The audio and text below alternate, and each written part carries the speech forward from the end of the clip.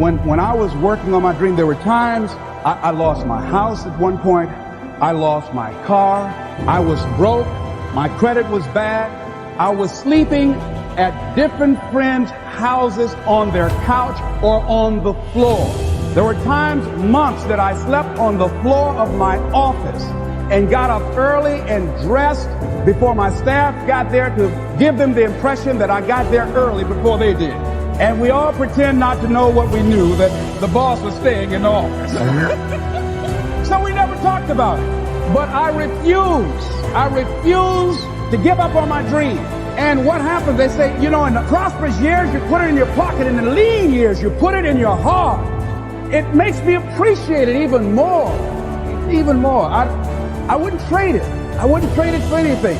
The disappointment, the pain that I've gone through by keeping the commitment. Keeping the commitments that you have might mean taking a stand that's unpopular. Something was said one time. When you take a position, it says cowardice asks the question, is it safe? Politics asks the question, is it popular? Conscience or commitment asks the question, is it right? And see, most people rather operate from the first two. Is it safe for me to take this position? I remember when I was a state legislator, I saw guys and women who believed in legislation very strongly, but because the Speaker of the House said, we won't go with that, they backed down, and they felt bad about it. They wouldn't take the position because they didn't want the Speaker of the House to be angry at them. They wanted to be all right with all of the rest of our colleagues. See, it takes a great deal of strong courage and commitment on your part to step out a line. You know, Henry David Thoreau says, a man doesn't keep pace with his companions. Perhaps he's listening to the beat of a different drummer. Let him dance to the music that he hears, however measured or far apart. When you are committed, you're dancing to the beat of a different drummer. Don't expect people to understand you.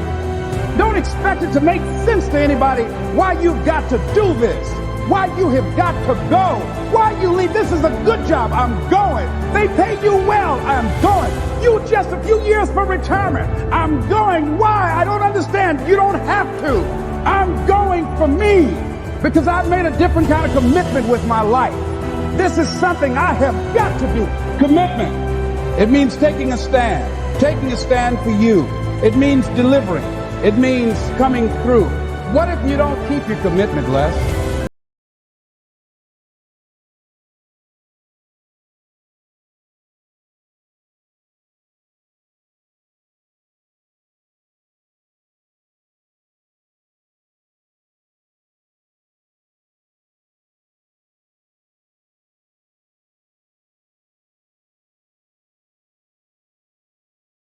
Take total responsibility for it. Just own it. Don't make any excuses on why you gave in or why you didn't come through. Just own it. Face the flack, whatever it is. Stand up inside yourself. Next thing is, assess the situation. How did you get here? What happened that you broke down, that you had a breakdown and you surrendered? What happened? What was going on? See, when I used to go on a diet, and I no longer do that, I've made a commitment to a healthy lifestyle. I used to eat up until 12 midnight on Sunday. Anything that wasn't moving. And on Monday, I would get up and eat a fruit, get a light fruit breakfast, and for lunchtime, I would fix some broiled chicken and meticulously peel the skin off and eat the chicken.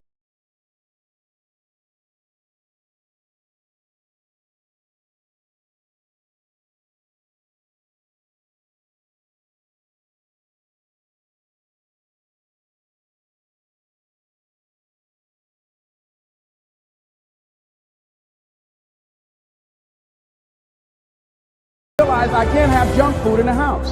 So I had to remove that. Then I realized there's certain streets I couldn't drive down. So I changed my route. I stopped taking people to lunch or to dinner because I couldn't sit there and watch them eat. When I had to go someplace and speak and they were eating, I said, call me downstairs when it's time for me to speak, because if I sit at the table looking at them, the food's going to call my name. And I know this. So I had to begin to make sure that I wasn't putting myself in a position where I would give up on my commitment. Am I making sense to you? So I began to strategize around avoiding situations where I knew that I was going to become weak. Another thing I do when I don't keep my commitment, I either deny myself something or I do a trade-off. If a glazed donut takes advantage of me, Then I require myself to do an extra 25 setups. Or I walk for an extra 15 or 20 minutes because I got a hammerlock on my head and say, come on over here. So you might have to deny yourself something or do a trade-off. Do something that will offset it. The other thing is, start again. So what? You fell flat on your face. So what? Start again. Learn from the experience and start again. Don't count yourself out. Don't sentence yourself to a lifetime of being miserable, a lifetime of being broke, a lifetime of being unhealthy, a lifetime of being in a relationship that is no longer fulfilling to you, a lifetime of working on a job that does not bring you satisfaction, that's not giving you the creative urge that you need and that got to have in your life that stimulates you. Don't sentence yourself like that. You are a human being. Don't volunteer your life that way.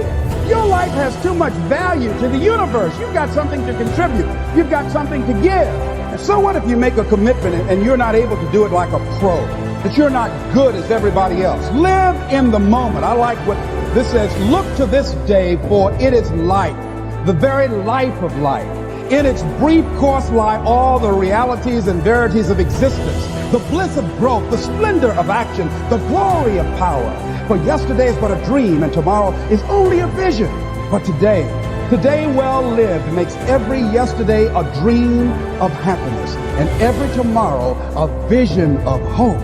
Look well, therefore, to this day. See, if we just start enjoying where we are, if we make that kind of commitment to enjoy where we are, to experience the experience of life where we are, to do all we can right now where we are. Forget about the mistakes yesterday. Forget about all your failures yesterday.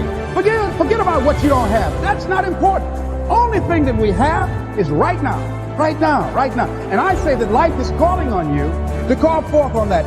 The optimists, which I think one of the most positive groups in the world, they have something called the Optimist Creed, and I like, it says promise yourself. I changed it to commit yourself, because I think that commitment has more power than promise. It says commit yourself to be so strong that nothing can disturb your peace of mind, to talk health, happiness, and prosperity to every person you meet, to make all your friends feel that there is something in them, to look at the sunny side of everything and make your optimism come true, to think only of the best, to work only for the best, and expect only the best, to be just as enthusiastic about the success of others as you are about your own, to forget the mistakes of the past and press on to the greater achievements of the future, to wear cheerful countenance at all times and give every living creature you meet a smile, to give so much time to the improvement of yourself that you have no time to criticize others, to be too large for worry, too noble for anger,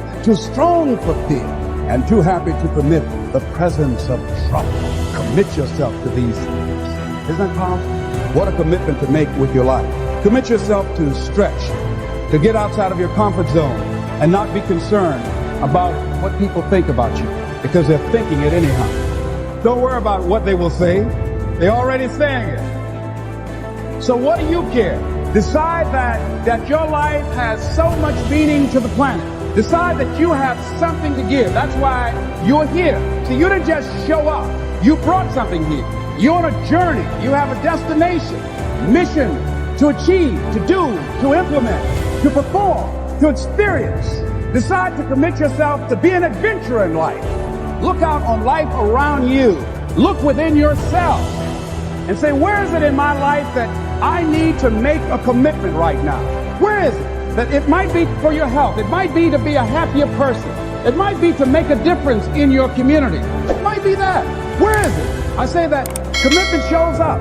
And the man or woman who has some idea, some dream that they've been nurturing within themselves, and no one believed it, no one saw it for them, that they weren't masters at it, they weren't experts at it, no one would build a statue and ever call their name and recognize them. They never made it to the front page of the newspaper, but they had something that was theirs, something that was their baby, something that they loved and they believed in, and they just did what they could with what God gave them with their dream.